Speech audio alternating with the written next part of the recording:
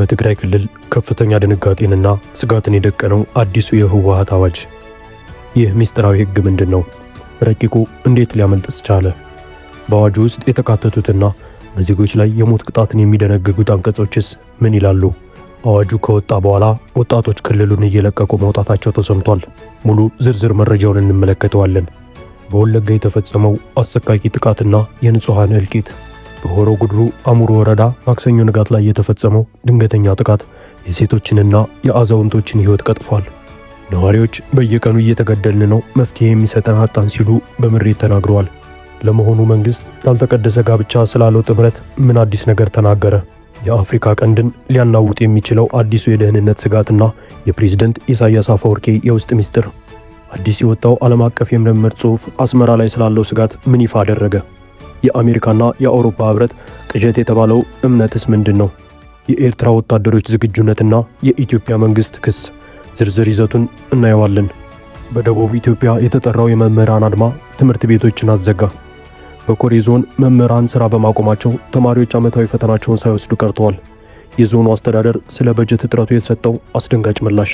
በሳውዲ አረቢያ የካሚስ ሙሻየት እስር ቤት ውስጥ በጫት ምክንያት የሞት ፍርድ የተፈረደባቸው የኢትዮጵያውያን ስደተኞች ከሞት አድኑን ተማጽኖ፣ እንዲሁም በሆሳና ከተማ የተፈጸመውና ዓለም አቀፍ ቁጣን የቀሰቀሰው የውሾች የጅምላ ግድያ እውነተኛ ሚስጥር በዝርዝር ይቀርባል። የተከበራችሁና የተወደዳችሁ የዋንጫ ወርልድ ቤተሰቦች እንደምን ቆያችሁ? በሀገር ውስጥም ሆነ በውጭ ሀገር ሆናችሁ ወቅታዊና እውነተኛ መረጃዎችን ከኛ የምትከታተሉ ሁሉ ሰላምና ጤና ለእናንተ ይሁን።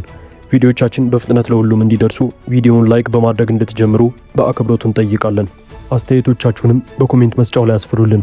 እስከ ቪዲዮ ፍጻሜ ድረስ አብራችሁን እንድትቆዩ እየጋበዝን ቀጥታ ወደ ዝርዝር መረጃዎቹ እንሸጋገራለን። በወለጋ የተሰነዘሩ ድንገተኛ ጥቃትና የነዋሪዎች ሰቆቃ። ባለፉት ጥቂት ዓመታት ውስጥ በምዕራብ የሀገሪቱ ክፍሎች በተለይም በወለጋ አካባቢዎች የሚኖሩ ንጹሃን ዜጎች ከሌሊት እስከ ንጋት በሰላም የመኖር መብታቸውን አጥተዋል።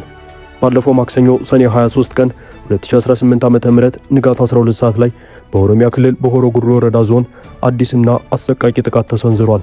ጥቃቱ የተፈጸመው በአሙሩ ወረዳ ሁለተኛ ከተማ በሆነችው አገሳና በአካባቢው ባሉ የገጠር ቀበሌዎች ላይ መሆኑን የዶቼ ቬለ ዘገባ በዝርዝር አመልክቷል። የአይን ምስክሮችና የአካባቢው ነዋሪዎች እንደገለጹት ታጣቂዎቹ ንጋት ላይ በሰላማዊ ዜጎች መኖሪያ ቤት ላይ ድንገተኛ ተኩስ በመክፈት ነበር ጥቃቱን የጀመሩት። በዚህም ምክንያት እስካሁን ባለው መረጃ መሰረት 13 ንጹሃን ዜጎች ወዲያውኑ ህይወታቸውን አጥተዋል።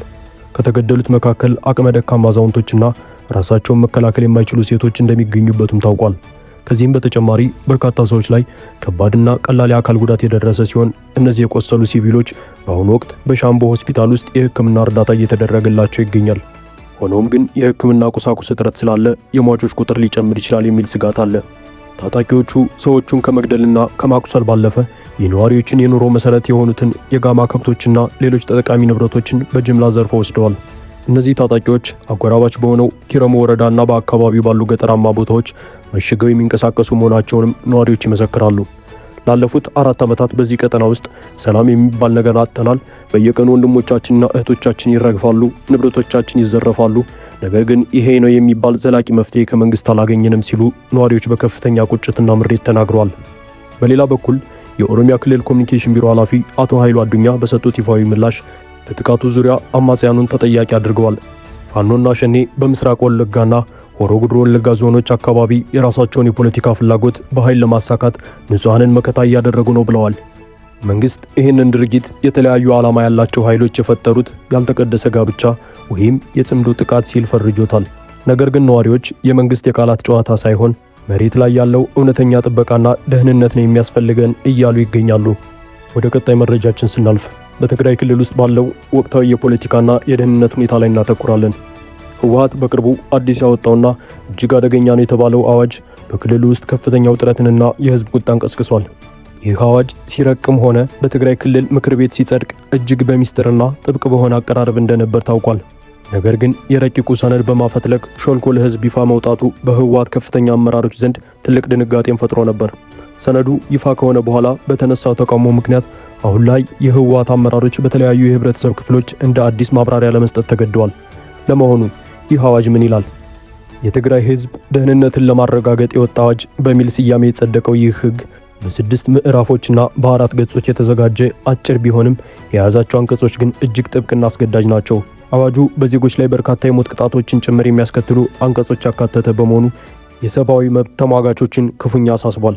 ከዚህም በተጨማሪ አዋጁ የግዳጅ ወታደራዊ ምልመላን በሕግ ደረጃ ያጸድቃል። እድሜው የሚፈቅድለት ማንኛውም የትግራይ ተወላጅ የክተት ጥሪ ሲደረግ በግዴታ የመሳተፍ ብሔራዊ ግዴታ አለበት ይላል። ይህንን ጥሪ ያልተቀበሉ ወጣቶች ደግሞ ከባድ ቅጣት ይጠብቃቸዋል። የህወሓት ምክትል ሊቀመንበር አቶ አማኑኤል አሰፋ ሕጉ ከጸደቀ በኋላ በሰጡት ማብራሪያ ሕጉ ትግራይን በአሁኑ ወቅት ከገጠማት የህልውና አደጋ ለመታደግ እንዲሁም የህዝቡን ደህንነት ለመጠበቅ የወጣ እጅግ አስፈላጊ ሕግ ነው በማለት ሕጉን ለመከላከል ሞክረዋል። ነገር ግን መሬት ላይ ያለው እውነታ ሌላ ነው። ይህ ሕግ በትግራይ ውስጥ ባሉ ወጣቶች ላይ ትልቅ ፍርሃትንና ስጋትን የከተተ መሆኑ በርካታ ወጣቶች የግዳጅ ውትድርናን በመፍራት ብቻ ቀያቸውንና ክልላቸውን ለቀው ወደ ተለያዩ የአገሪቱ ክልሎች እንዲሁም ወደ ውጭ ሀገር ለመሰደድ እየተገደዱ መሆኑ ተሰምቷል። ህዝቡ ገና ከጦርነት ሳያገግም እንዲህ አይነት አዋጅ መውጣቱ አግባብ አይደለም የሚሉ ድምጾችም ተበራክተዋል። ወደ ቀጣዩ መረጃችን ስንሸጋገር በደቡብ ኢትዮጵያ ክልል በኮሬ ዞን በአሁኑ ወቅት የትምህርት ስርዓቱ ሙሉ በሙሉ በሚባል ደረጃ መስተጓጎሉ ተሰምቷል። የአንደኛና ሁለተኛ ደረጃ ትምህርት ቤት ተማሪዎች በትምህርት ካለንደሩ መሰረት መውሰድ የነበረባቸውን የዓመቱን ማጠቃለያ ፈተና ለመውሰድ ሳይችሉ ቀርተዋል። ይህ ትልቅ ማህበራዊ ችግር ሊፈጠር የቻለው የመንግስት ሰራተኞች በተለይም በመምህራን ላይ በተፈጠረ የክፍያ ቅሬታ ምክንያት መሆኑ ታውቋል። የችግሩ መነሻም መንግስት በአገር አቀፍ ደረጃ የኑሮ ውድነትን ለመደጎም በሚል ያደረገው የደሞዝ ጭማሪ በተሟላ ሁኔታ አልተከፈለንም ያሉ መምህራን መብታቸውን ለመጠየቅ ያደረጉት አድማ ነው። መምህራኖቹ እንደሚሉት የ2018 ዓ.ም የመስከረም ወር ውዝፍ ክፍያ እስካሁን አልተሰጣቸውም። የኮሬ ዞን አስተዳደር ክፍያውን መክፈል የቻለው 50 በመቶውን ብቻ ነው። ቀሪው 50 በመቶ ባለመከፈሉ የተቆጡት መምህራን ካለፈው ሰኞ ጀምሮ ወደ ሥራ ገበታቸው አንመጣም በማለት አድማ አድርገዋል። በዚህም ምክንያት በመላው ዞኑ የሚገኙ ትምህርት ቤቶች ተዘግተው ውለዋል። ይህንን በተመለከተ የኮሬ ዞን ዋና አስተዳዳሪ አቶ ታረቀኝ በቀለ መግለጫ የሰጡ ሲሆን የመምህራኑ ጥያቄ ተገቢና ሕጋዊ መሆኑን አምነዋል። ነገር ግን በአሁኑ ወቅት በዞኑ ላይ ባጋጠመው ከፍተኛ የበጀት እጥረት ምክንያት ቀሪውን 50 በመቶ ክፍያ በአንዴ ለመክፈል የአቅም ማነስ መኖሩን ገልጸዋል። በአሁኑ ሰዓት የዞኑ ባለስልጣናት ችግሩን ለመፍታትና ትምህርት ቤቶችን በፍጥነት ለመክፈል ከወላጆች ከትምህርት ባለሙያዎችና ከመምህራን ተወካዮች ጋር አስቸኳይ ምክክር እያደረጉ መሆኑን ገልጸው መምህራን ወደ ሥራ ገበታቸው እንዲመለሱም ተማጽነዋል። ሆኖም መምህራኑ ክፍያችን ሙሉ በሙሉ ካልተሰጠን አንመለስም በማለታቸው ውጥረቱ እንዳየለም ቀጥሏል። በቀጣዩ መረጃችን የአፍሪካ ቀንድ ቀጠና በአሁኑ ወቅት በከፍተኛ የጂኦ ፖለቲካ ውጥረት ውስጥ ትገኛለች። በተለይም በኢትዮጵያና በኤርትራ መካከል ያለው ግንኙነት እየቀዘቀዘና ወደ ሌላ ምዕራፍ እየተሸጋገረ መምጣቱን ተከትሎ የዓለም አቀፍ ማህበረሰብ ትኩረት በድጋሚ በአስመራና በፕሬዝዳንት ኢሳያስ አፈወርቂ ላይ አርፏል። በኖርዌይ ኦስሎ ዩኒቨርሲቲ ኮሌጅ የሰላምና ግጭት ጥናት ፕሮፌሰር የሆኑት ኬቴል ትሮኖቦል አዲስ በታተመው ጆርናል ኦፍ ዲሞክራሲ በተባለው የምርምር መጽሔት ላይ ባሰፈሩት ጽሑፍ የኤርትራን ወቅታዊ የውስጥ ሚስጥር ይፋ አድርገዋል። ፕሮፌሰሩ በጽሑፋቸው እንደገለጹት የአሜሪካ የውጭ ጉዳይ መስሪያ ቤትና የአውሮፓ ህብረት ፕሬዝዳንት ኢሳያስ አፈወርቂም በቀጠናው ታማኝ አጋር ወይም የሰላም ሰው ማድረግ ይቻላል ብለው የሚያምኑት እምነት ፈጽሞ ሊሳካ የማይችል የቅዠት ህልም ነው ሲሉ ይተቻሉ። ኤርትራ በአሁኑ ወቅት እየሰራ ያለው ህገ መንግስት በህዝብ የተመረጠ ፓርላማ፣ ነጻ የፍርድ ቤት ስርዓት፣ ነጻ ፕሬስ እንዲሁም ህጋዊ የሆኑ የተቃዋሚ ፓርቲዎች የሏትም ሲል ጽሑፉ ያብራራል። ከዚህም በላይ በሀገሪቱ ውስጥ ምንም አይነት የስልጣን ሽግግር እቅድ ወይም የተቋማት ማዕቀፍ ባለመኖሩ የኢሳያስ አስተዳደር በድንገት ቢዳከም ወይም ቢወድቅ በቀጠናው ላይ ሊፈጠር የሚችለው የባዶነት ስጋት እጅግ አስከፊ ይሆናል ይላል። የኢትዮጵያና የኤርትራ ግንኙነት መሻከር ይፋ የሆነው የባለፈው የካቲት ወር ላይ የኢትዮጵያ መንግስት የኤርትራ ወታደሮች ከኢትዮጵያ ሉዓላዊ ግዛት በፍጥነት እንዲወጡ በይፋ ከጠየቀ በኋላ ነው። ከዚህም ባለፈ አዲስ አበባ አስመራን በአማራና በትግራይ ክልሎች የሚንቀሳቀሱ አማጽያንን እያስታጠቀችና ይህንን በማድረግ የኢትዮጵያን ሰላም ለማናጋት እየሰራች ነው ሲል በይፋ ከሷታል። ኤርትራ በበኩሏ የቀረቡትን ክሶች ሁሉ ፈጽሞ መሰረት የሌላቸውና የሐሰት ፕሮፓጋንዳዎች ናቸው ስትል ውድቅ አድርጋለች። ሆኖም ግን ሁለቱም ሀገራት በድንበር አካባቢ ላይ ወታደሮቻቸውን በከፍተኛ ዝግጁነት ላይ አስፍረው እንደሚገኙ መረጃዎች ያመለክታሉ። ይሄ ሁኔታ በቀጠናው ላይ አዲስ ጦርነት ሊቀሰቀስ ይችላል የሚል ከባድ ስጋትንም ፈጥሯል። በሌላኛው ዜናችን ባለፈው ሳምንት የማዕከላዊ ኢትዮጵያ ክልል በሃዲያ ዞን በሆሳና ከተማ ውስጥ የተፈጸመውና በማህበራዊ ሚዲያ ላይ ከፍተኛ የህዝብ ቁጣና ተቃውሞን ያስነሳው የውሻ ግድያ አሁን ላይ የዓለም አቀፍ መገናኛ ብዙሃንን ትኩረት ስቧል። የብሪታንያው ቢቢሲ በወጣው ዝርዝር መረጃ መሰረት በከተማዋ ውስጥ በአጭር ቀናት ውስጥ ብቻ ከ400 በላይ የሚሆኑ ውሾች በጅምላ ተገድለዋል። የዚህ አስደንጋጭ ድርጊት መነሻ ምን ነበር? በከተማ ውስጥ ወንድምና እህት የሆኑ ሁለት ታዳጊ ህፃናት በእብድ ውሻ በሽታ ተነክሰውና ተበክለው ህይወታቸው ያልፋል። ይህንን ተከትሎ በከተማዋ ነዋሪዎችና ባለስልጣናት ዘንድ ፍርሃት ይነግሳል። ነገር ግን በሽታውን ለመከላከል ሳይንሳዊ ዘዴዎችን ወይም የክትባት ዘመቻዎችን ከመጠቀም ይልቅ የከተማዋ የቀበሌ ተወካዮች በከተማዋ ያሉ ውሾች በሙሉ እንዲገደሉ መመሪያ ያስተላልፋሉ። ይህ መመሪያ በቤት ውስጥ ያሉና የክትባት ካርድ ያላቸውን ውሾች ጭምር ያካተተ መሆኑ ነዋሪዎችንና የእንስሳትን መብት ተሟጋቾች ክፉኛ ያሳዝኗል። ይባስ ብሎም የቀበሌው አስተዳዳሪዎች የራሳቸውን ውሻ ያልገደሉ ወይም አሳልፎ ያልሰጡ ሰዎች የ50 ሺህ ብር የገንዘብ ቅጣትና የ3 ወር እስራት ይጠብቃቸዋል በማለት ነዋሪዎቹን አስፈራርተዋል። በዚህ ምክንያት በርካታ ነዋሪዎች ተገደውና እያለቀሱ የቤታቸውን አካልና ድምቀት የሆኑ ውሾቻቸውን በገመድ አንቀውና በዱላ ደብድበው እንዲገድሉ ተደርገዋል። የሆሳና ከተማ ከንቲባ በሰጡት ምላሽ የነሱ መስተዳደር በዚህ ዘመቻ ላይ እንዳልተሳተፈና ድርጊቱ በሰሙ በግማሽ ቀን ውስጥ ብቻ ዘመቻውን ማስቆማቸውን ቢገልጹም ጥፋቱ ግን ቀድሞውኑ ተፈጽሟል። በአሁኑ ወቅት የሀገር ውስጥና ዓለም አቀፍ የእንስሳት ደህንነት ድርጅቶች ይህንን ኢሰብአዊ የጅምላ ግድያ የፈጸሙና ያስፈጸሙ አካላት በሕግ ፊት ቀርበው ተጠያቂ እንዲሆኑ ግፊት ማድረግ ጀምረዋል። በመጨረሻም በሳውዲ አረቢያ በሚገኙ የሐማስ ሙሻየት የስደተኞች ማቆያ ማዕከል ውስጥ ስለሚገኙ ወገኖቻችን እጅግ አሳዛኝና አስደንጋጭ መረጃ ደርሶናል። እዚያ የሚገኙ እስር ቤቶች ውስጥ በመቶዎች የሚቆጠሩ ኢትዮጵያውያን ስደተኞች እጅግ በጣም በአስከፊና ኢሰብአዊ በሆነ ሁኔታ ውስጥ ሆነው የሞት ፍርዳቸውን በመጠባበቅ ላይ ይገኛሉ።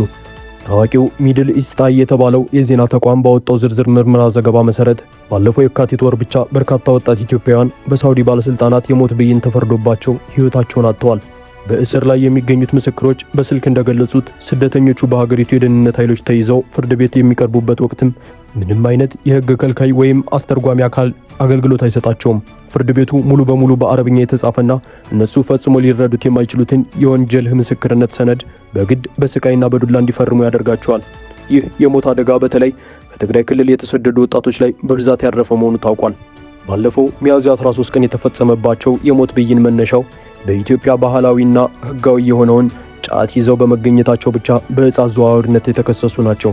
አሁን ባለው መረጃ መሰረት በካሚስ ሙሻየት እስር ቤት በአንድ ጠባብ ክፍል ውስጥ ብቻ 63 የሞት ፍርድ የተፈረደባቸው ኢትዮጵያውያን ይገኛሉ።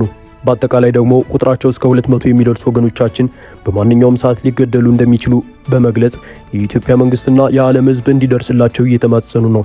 በትግራይ የሚገኙ የሃይማኖት አባቶችና የክልሉ ጊዜያዊ አስተዳደር ለሳውዲ መንግስት የምህረትና የይቅርታ አቤቱታ እያቀረቡ ቢሆንም እስካሁን ከሳውዲ መንግስት የተሰጠ አዎንታዊ ምላሽ የለም።